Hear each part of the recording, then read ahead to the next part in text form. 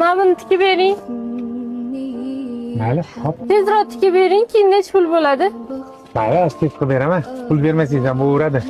Menga qara, yalanga yo'q. Tez qilib bermabdi, kutib turaman. Sen sadaqangga zo'rmasman. Mayli, gap yo'q. Voy, asal bola ekan-a. Jentralari ham o'ziga yarashib turibdi. Shunaqa alik ahvollarni yaxshi ko'raman-da. Mana singlim bo'ldi.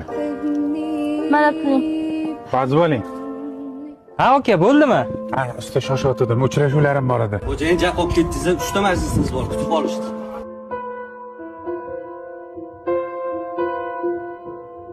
Keling, seni tikib berish kerak ekanmi?